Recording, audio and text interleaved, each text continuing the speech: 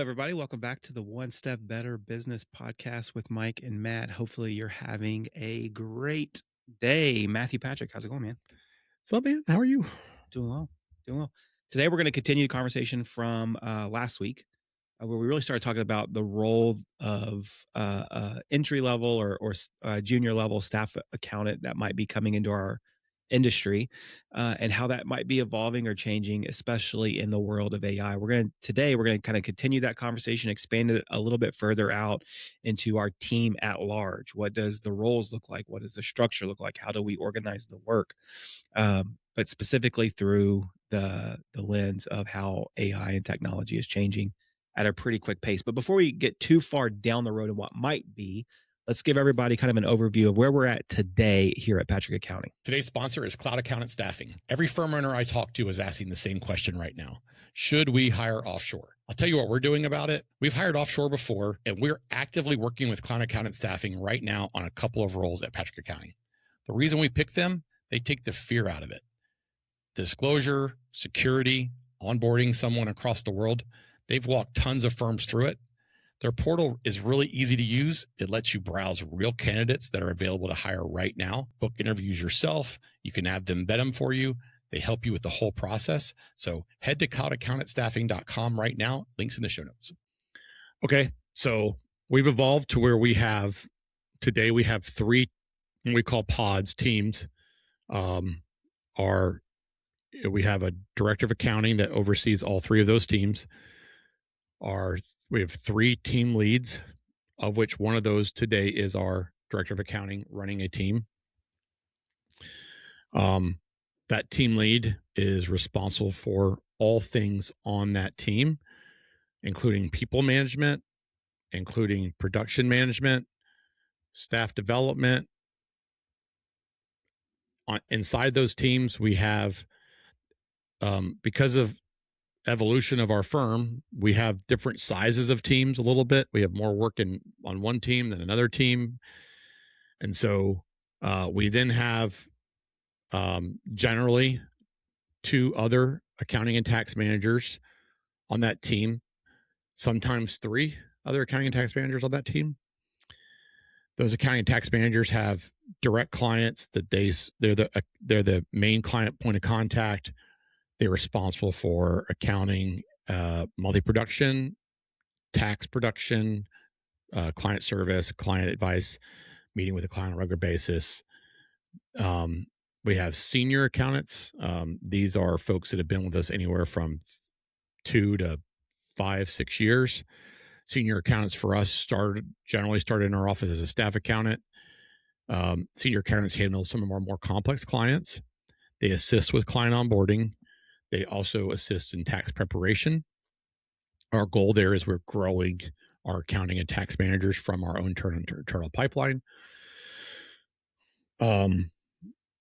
We have hired from outside before for both the manager and senior accountant roles. That's challenging in our space. Just we do accounting and tax with the same team.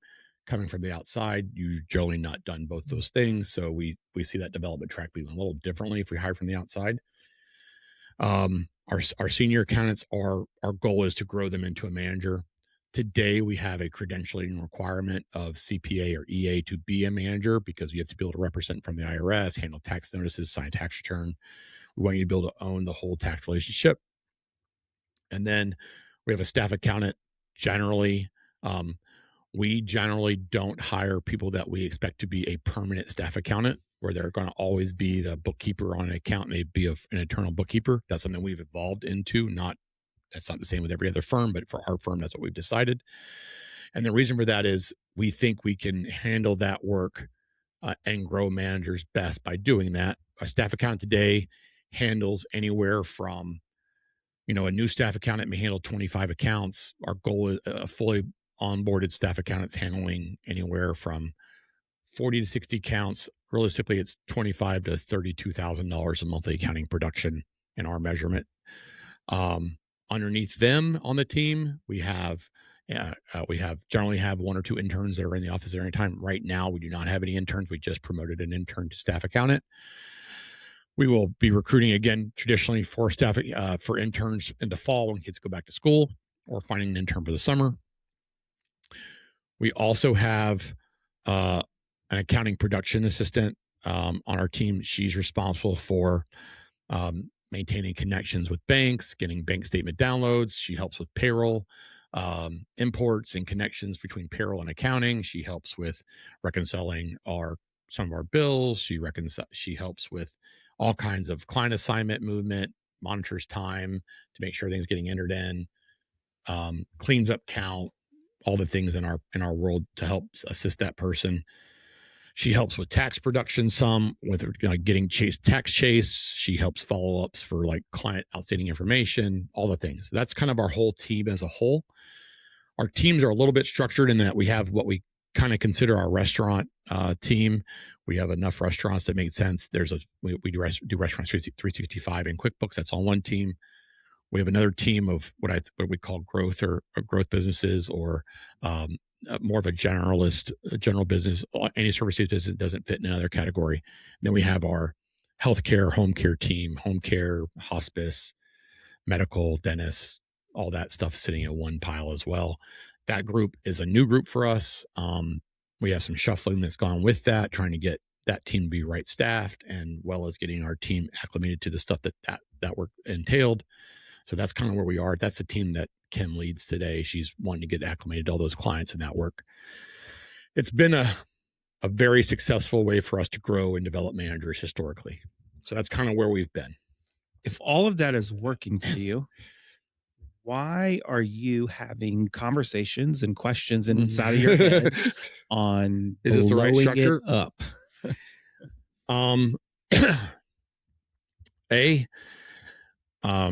From the big picture standpoint, are we asking?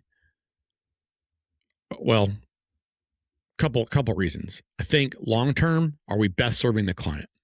That's the ultimate goal we have. Are we getting the information so we don't have a bunch of generalists doing a bunch of different things?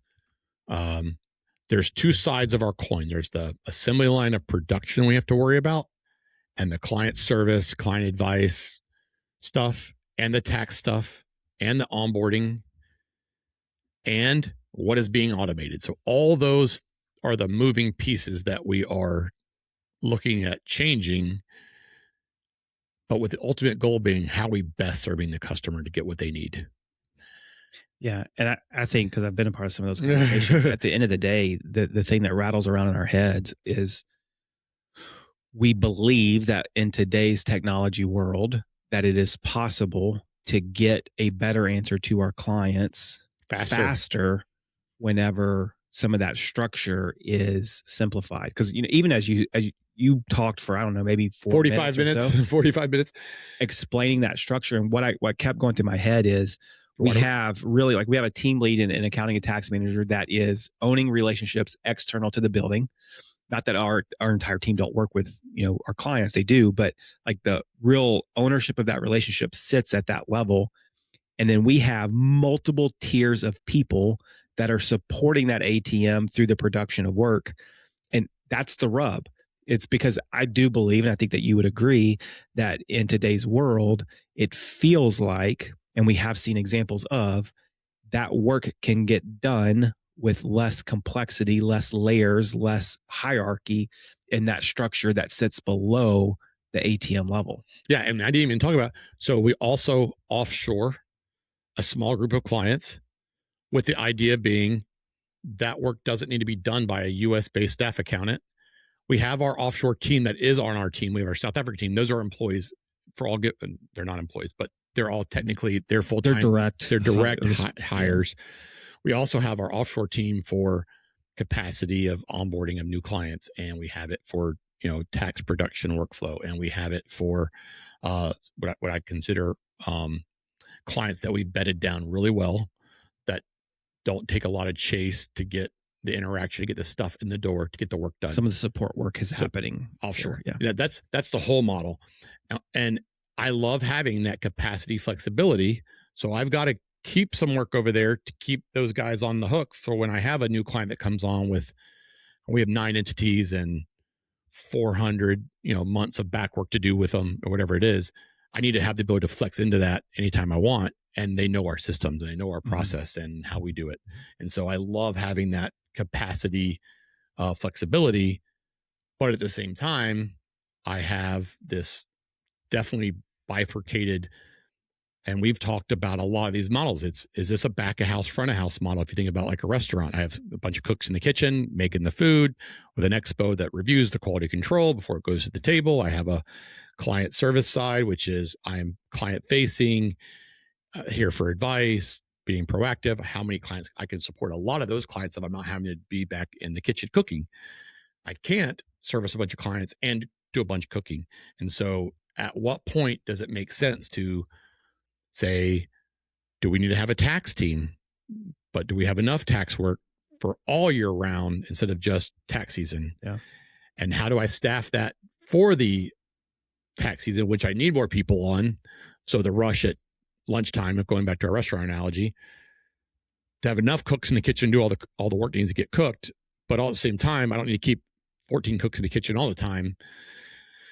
And then on the accounting production work, the more we get to be, what that can be automated or systematized better, so that quality control gets standardized, that the final product is ready to go, and we know it's a good QC. My managers can pick up that, review it in bulk, or review it at a high level, know everything's going on the client that you know about, and have intelligent conversation with the client. That's where we're at right now, trying to figure that piece out. So some of those thoughts, though, some of those questions that are going on in your head aren't new. This is to today. Those are things that have been going on for a long time. Is what does it look like to have a front of house, back of house, or is the team structure right, or the pod structure right? Pod was an evolution of where we were before. Correct. And so talk a little bit about, because I know that those questions have been going on for multiple years, probably 10. But today is different. I've added another bubble into my mix. What is different in those thoughts that are going on in your head as it relates to today's technology world? Yeah, I think the AI influence, I say AI and automation impact of, I can do this work at a high quality level a lot more efficiently than with 3 levels of review or 2 levels of review, with our assembly line being serviced by our accounting team. I think of it as going, I've added another layer in here going, okay, if I take the efficiency that we gain in automation, but I don't change what I'm asking my staff to do or the amount of volume they're having to do, all I've really do is increased a technology cost, but I haven't gained any efficiency on our side.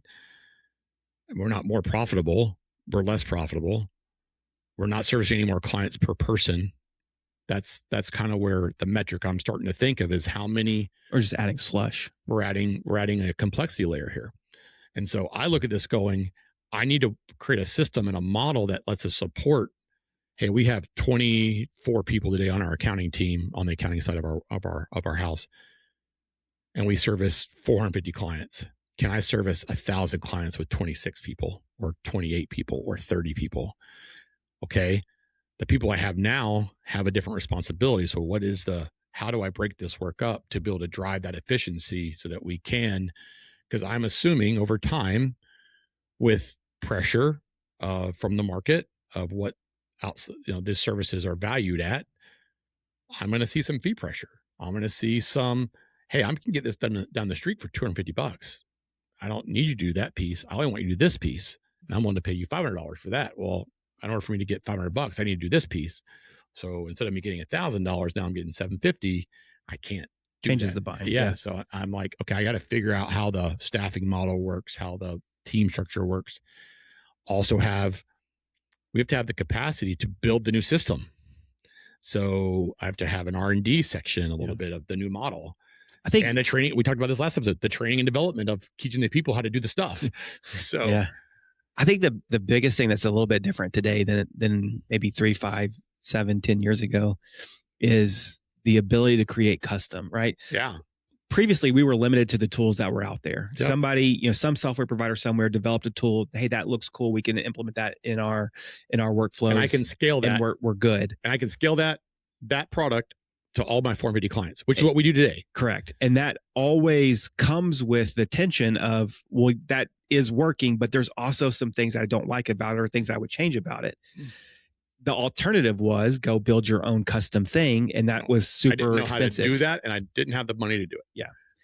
And with technology today, the ability to create those custom tools that work well the way that we want them to work are significantly more attainable. And so there's a little bit of the, getting your hand in the cookie jar and just seeing what you can grab with AI today or automation today. I always talked about like the technology space because it's AI, it's automation, it's a bunch of different stuff more than just Chat GPT or Claude. But I am going to use Chat GPT to help me build the thing, absolutely, whatever. But I agree with you. It's the technology impact on our business is really what we're talking about. Yeah. So, one of the things that you're working on now is, so we use, and historically have used both Fathom and Sift, and we've used QuickBooks management reports, a variety of different ways in which we visualize and deliver information to clients. Deliverable of a financial statement to a client in a consistent way. And there's always been a rub of like, that works good enough, but we don't love it, or I wish we could do this. Well, now, we're in the process of, we actually have a working, product here to some extent, not available, but it's for sale now. It's there of this is exactly how we want to deliver information to our clients. And it's in, somewhat real time delivery stuff. And it looks and feels like everything else looks and feels with Patrick Accounting. It's not third party branded stuff. It's like, that was not even possible. I had no idea how to do that 6 months ago. Yeah. And now we have a working prototype that is actually connected to real life stuff that you can see inside into. And that's where it's like, you start to brainstorm and think through and dream a little bit about if I could snap my fingers and create the perfect thing that worked every single time, what would it look like? Correct. And we're not far off from being able to snap our fingers and it just existing. Correct. But then I have to know, okay, what does that do for my team? So today we pay, I don't know, $1,000, $1,200 a month for Sift. We have another $1,000 a month we spend on Fathom. We spend another 30 to 40 hours of employee time making sure those tools are up to date the way we want them to be. Mm-hmm. We have another bit of time to onboard a client onto the software.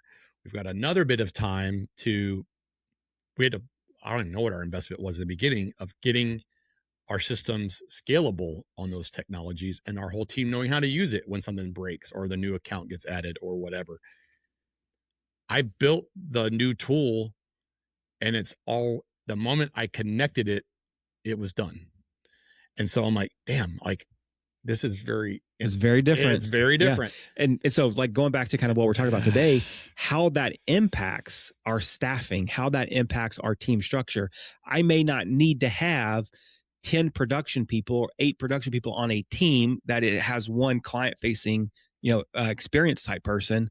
I may not need that anymore.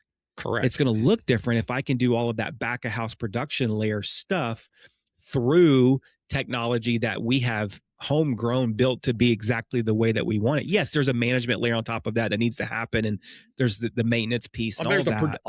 I look at this and if I was starting my firm from scratch today, how would I build it?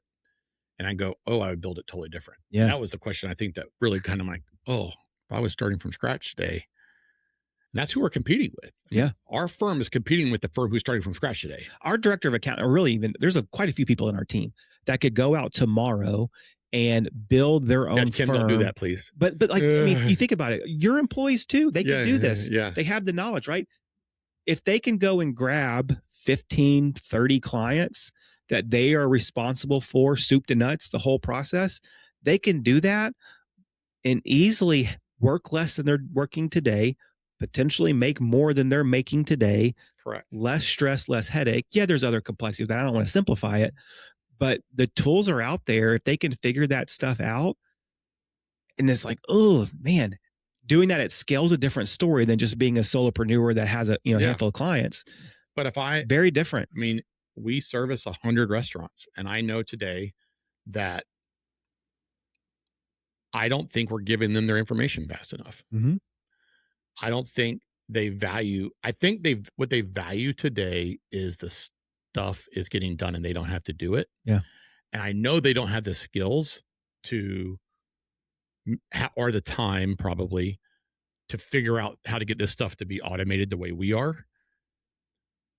But they still want the stuff faster. Yeah. They want to run a better business. They want, hey man, if you could tell me that my supply costs are up 20% this month because of blah blah blah, or hey, this is some insight because hey, this is sales, but this was the weather, and this is what you're going to anticipate coming up, and so you need to make sure you staff differently, so you're having different people so you're not wasting money on labor you're not going to need. Boy, that'd be super predictive. Yeah, and man, that would be 10 years ago, getting a financial statement that gave me good insight, 20 days after the month closed was good enough, because it's the only thing that was better than anything else I could do. And that is not good enough anymore. Correct. It is just not good enough. As a business owner, I believe I should have real-time access to my books at all times. Mm-hmm. I just should. I think if I set my systems up right, it's possible. Yeah. Well, that means I don't have to wait. Well, how did we do in May? Well, today's June, whatever it is. How are we doing in June? Yeah. Is there something that's already been impacted? I don't have to worry about what happened yesterday that I need to act on today. Correct. Yeah. Now the head trash is none of my clients care about that. None of the businesses that I work with actually look at their stuff. And the reality is that is probably true in a portion of your book. And that should never influence you trying to be better and deliver a better experience for the clients that do care. Correct. And we're here to help them thrive. We want to be there to help them thrive when they're ready to help them thrive. So, hey, you know what? We're still struggling with hiring. Great. Let me help you how to figure out hiring better. Hey, you're struggling with profitability. Let's help you with profitability.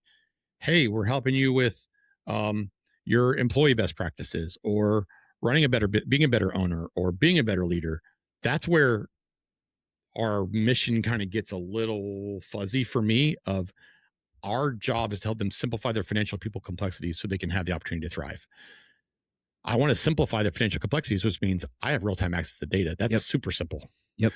And I won't have to worry about it. And it's right. And it's accurate. Right. It's right. Accurate, on time, real time. That's my ultimate mountaintop that I'm trying to get to.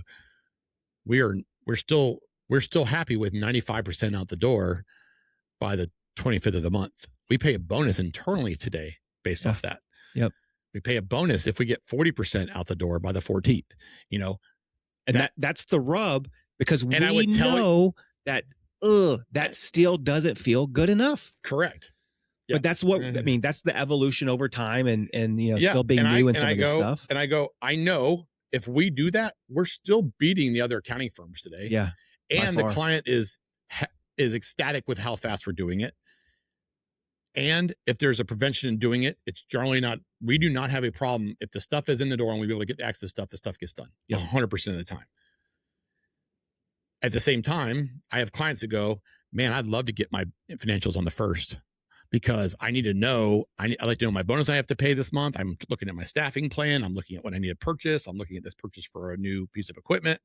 I want to have the most informed data I can get to make decisions from. Awesome. So I have both spectrums there. And I want to serve the mountaintop, not the lowest common denominator. I think the thing that I find interesting about this conversation is we started with team and we're talking about service. Yeah. Well, to some extent, but I think about it through the lens of, we talk a lot about AI in the accounting industry and how that's going to take over the world or take over the jobs, and it's going to replace everything. But this is a different conversation. This conversation is not, how can I get the work done more efficiently so that we can be more profitable? Yes, there is a component of that is super attractive. But really, this conversation is, how can we get the work done more efficiently, more accurately, so that our clients have the ability to thrive more often than they do today. For sure. And that's the underlining, that's the push that we feel for this. And I got to get my client bought in. So we have an engagement problem. I think a lot of accounting firms do. Clients are happy we got their stuff done. They're paying. We would say today, and this is, 85% of our clients really just say, I pay you guys to take care of this stuff so I don't have to. Mm-hmm. And that is their expectation. and we take care of it, and they know that we're here when they need us. And that is a profitable client for us today. We do a really good job with that today, and that's not good enough. And I want my clients to engage with us and to know that we're here to help them, and they have the data they want to make great decisions. And that's where the rub has always been with my own internal desire. And our goal there is we want to control the things that we can control so that when that client is ready to engage, we're right there for them. Correct. And at the same time, it's hard to say, I know, but out of your 50 clients, you have 4 that care. And I go, I want all 50 to care. Yeah. And so I need to do a better job of helping them care. Yep.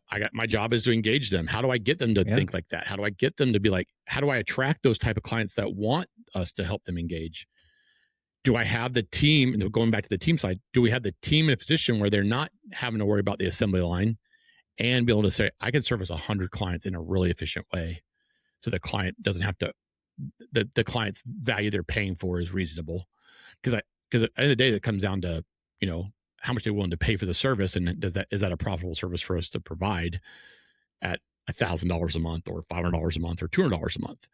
If I can service 1 billion clients for $200 with 2 people, that's great, but that's not going to work either. So both sides of this extreme are what I'm trying to, how do I scale this business model to be a little different? Yeah. And so that's where the staffing, is my staff set up to be more than the assembly line?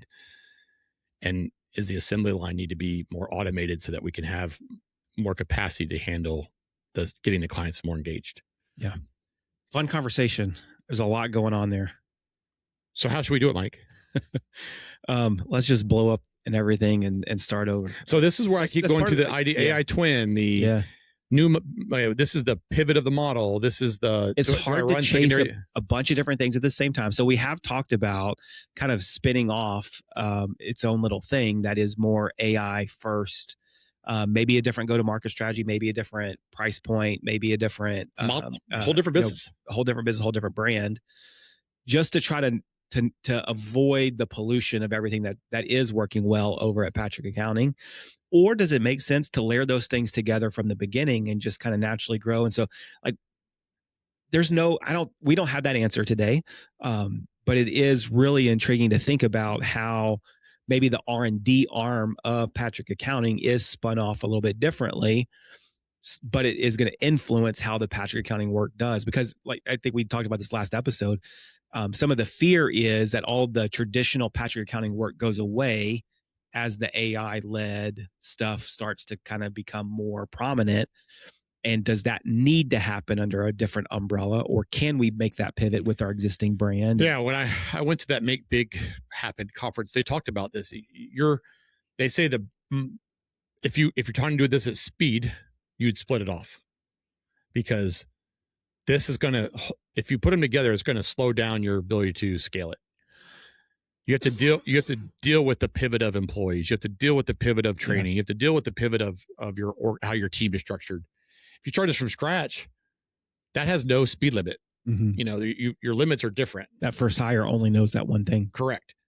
Okay. So is this going to die on the vine? Does this die over time? Does this slowly pivot? So that's where we're kind of thinking through this. Like, is this a second twin? Like, this is a twin of our practice. It's another brand manage. It's another thing to do. It's another hiring model. It's all different things. So that's kind of where we're thinking. I do think this is a fun time to be in accounting or any business owner. As I've said all along, owning the firm like this is the unsolvable puzzle. It's golf for business, is this business model. You haven't solved your golf game? No, I'm not good at golf. Oh. I'm not even getting better. So I may have give up.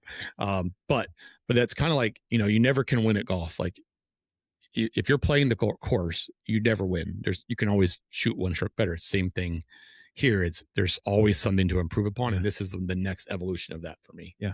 It's going to be fun. Yeah. It is going to be fun. Well, man, there's a lot in there. Hopefully you guys were able to take away some of the things that we're thinking about and working on. If you have the answers, please just email me. Yeah. Well, no, if you have your answers, don't email us. You need to get to work, make it happen, because you're going to be the leader of this entire space at some point. So just remember where you got the idea. That's right. So thanks for listening. Really appreciate you tuning in. If there's anything that we could do to help you, we'd love to hear from you. See you guys. Have a great day.